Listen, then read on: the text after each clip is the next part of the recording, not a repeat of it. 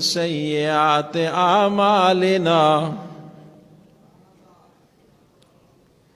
من يهده الله فلا مضل له ومن يضلله فلا هادي له ونشهد أن لا إله إلا الله ونشهد أن محمدًا عبده ورسوله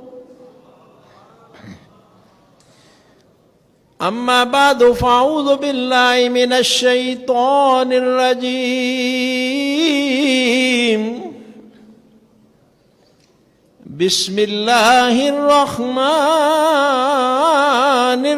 الرحيم وقال الله تعالى في القرآن المجيد والفرقان الحميد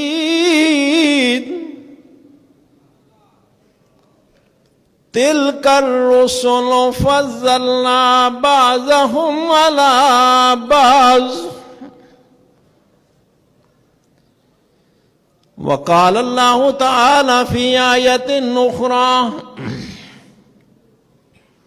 والذين آمنوا واتبعتهم ذريتهم بإيمان ألحقنا بهم ذريتهم وما ألتناهم من عملهم من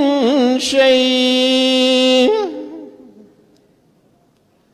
كل امرئ بما كسب رهين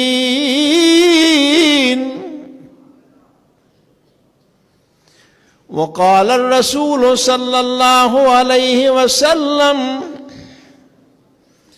الجنة تحت ظلال السيوف صدق الله ومولانا العظيم وصدق رسوله النبي الكريم ونحن من الشاهدين والشاكرين والصلاة والسلام على سيد الأنبياء وخاتم المرسلين۔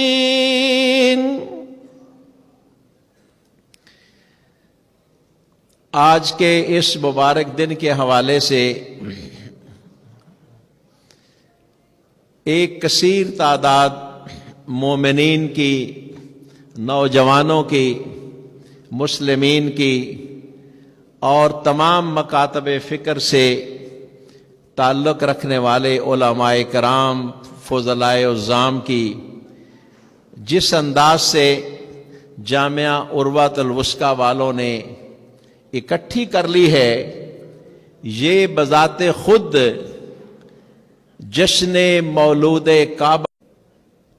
ایک اللہ کا کلام ہے۔ یہ اس کلام کے سب سے بڑے شاہرے، اس کائنات کے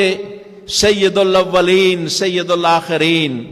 قائد الغر المحجلین، شفیع المذنبین، رحمت للعالمین حضور اکرم صلی اللہ علیہ وسلم ہیں، اور آپ نے یہ فرما دیا کہ میں اگر مدینۃ العلم ہوں کہ پوری کائنات کی ساری کی ساری خوبیاں ایک ذات میں ہیں، ہم سب کو مانتے ہیں، لیکن ایک قاعدہ کلیہ ہے کہ جہاں ساری کائنات کے سارے انسان، ان کی بزرگ شرف، ان کی عظمت، علمیت، شخصیت کی انتہا ہوتی ہے، وہاں ایک ولی کامل کی شان کی ابتدا ہوتی ہے۔ ولی اللہ کو پہچاننے والے آج بہت تھوڑے ہیں، اور جہاں ساری کائنات کے اولیاء کے درجے ہیں، کوئی غوث ہے، کوئی قطب ہے، کوئی ابدال ہے، درجے ہیں، جہاں ساری کائنات کے اولیاء کی شان کی انتہا ہوتی ہے وہاں ایک صحابی کی شان کی ابتدا ہوتی ہے، اور جہاں سارے صحابہ کی شان کی انتہا ہوتی ہے وہاں ایک نبی کی شان کی ابتدا ہوتی ہے۔ اور سنو، ہم سب کو مانتے ہیں، ہم آدم صفی اللہ کو بھی برحق مانتے ہیں، نوح نجی اللہ کو بھی برحق مانتے ہیں، ہم ابراہیم خلیل اللہ کو بھی برحق مانتے ہیں، ہم اسماعیل ذبیح اللہ کو بھی برحق مانتے ہیں، ہم داؤد النبی اللہ کو بھی برحق مانتے ہیں، ہم عیسیٰ کلیم اللہ کو بھی برحق مانتے ہیں۔ لیکن جہاں اللہ کا قرآن کہہ رہا ہے کہ سارے میرے ہیں، لیکن تلک الرسل فضلنا بعضهم علی بعض، جہاں سارے انبیاء کی شان کی انتہا ہوتی ہے وہاں میرے آقا کی شان کی ابتدا ہوتی ہے۔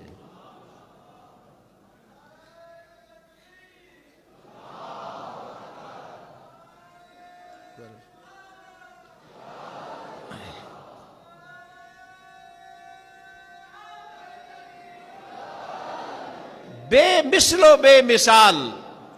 نہ ان جیسا کائنات میں کوئی پہلے آیا نہ کوئی بعد میں آ سکتا ہے۔ بے مثل و بے مثال میرے آقا، اب قیامت تک کے لیے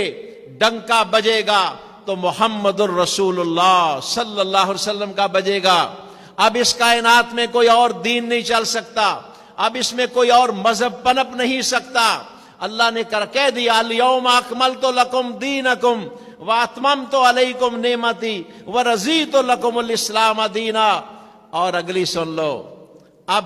میرے آقا نے شانیں تقسیم کرنی ہیں، جس کو جو شان میرے آقا نے عطا کر دی وہ شان بھی قیامت تک نہیں، قیامت کی صبح کو تو اصل شان کا اندازہ ہوگا۔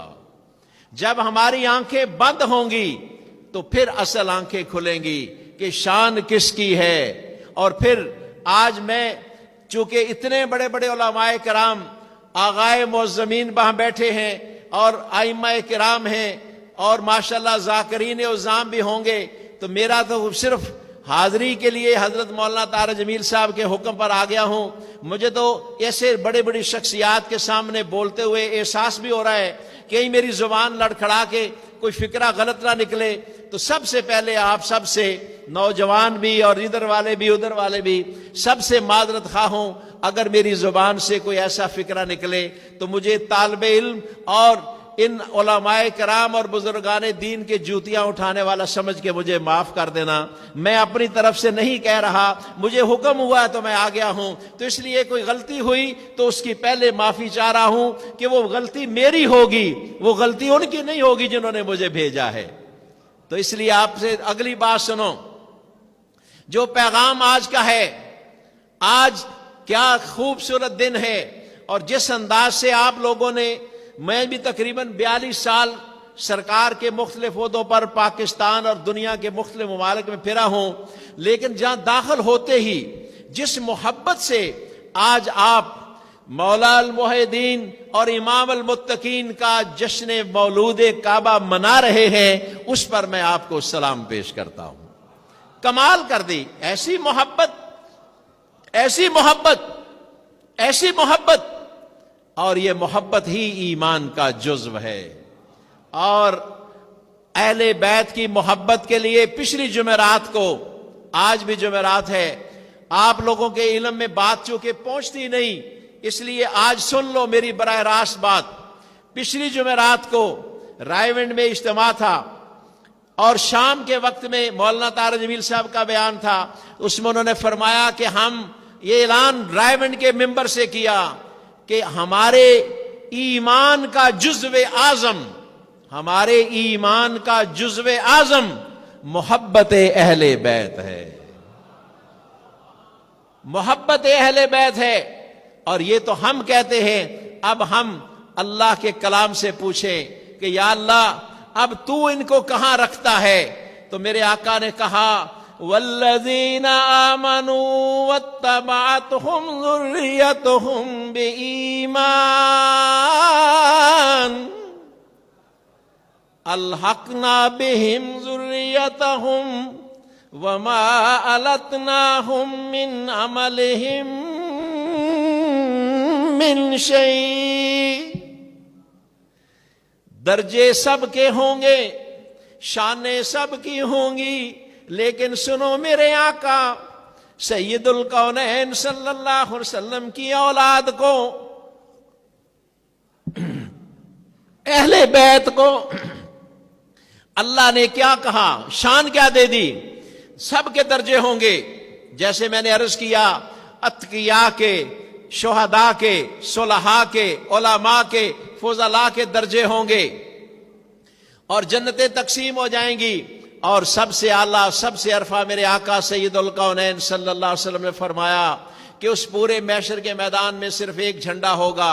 اور وہ جھنڈا قیامت تک آنے والے سارے انسان کتنے ہوں گے، میدان کتنا ہوگا، اور اس میدان میں جھنڈا کتنا بڑا ہوگا، اس جھنڈے کا نام ہے لواء الحمد۔ اور میرے آقا سید الکونین صلی اللہ علیہ وسلم فرمایا کہ وہ جھنڈا مجھے عطا کیا جائے گا، اور محشر میں وہ ایک جھنڈا ہوگا۔ اب یہ اس کے بعد جنتیں ہوں گی، جنتوں کے درجے ہوں گے۔ اب سنو میرے اللہ کا قرآن یہ کہہ رہا ہے کہ جنت کے درجوں میں یعنی جو درجوں کے حساب سے تقسیم ہو جائیں گی، اور اب اللہ کریم نے یہ کہا کہ سنو جو ایمان والے،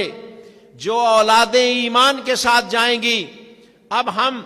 اہل بیت کی شان کو کہاں رکھ سکتے ہیں؟ میرا اللہ فرما رہا ہے کہ وہ لوگ جو ایمان والے ہیں اور پھر جو ان کی اولادیں ہیں وہ بھی صاحب ایمان ہیں، تو ہم محشر کے میدان میں اولادوں کو ان کے والدین کے ساتھ اکٹھا کر دیں گے۔ سیدہ النساء فاطمہ الزہرا رضی اللہ تعالی عنہا کی جنت میں اپنے باپ حضرت رسول پاک صلی اللہ علیہ وسلم کی جنت کے ساتھ اکٹھی کر دی جائے گی۔ کہاں شان کوئی بیان کر سکتا ہے، کہاں کوئی لا کے بٹھا سکتا ہے؟ فرمایا کہ آقا کا ایک معمول تھا کہ جب کبھی سیدات النساء فاطمہ الزہرا رضی اللہ تعالی عنہ تشریف لاتے، آپ صلی اللہ علیہ وسلم کھڑے ہو جاتے۔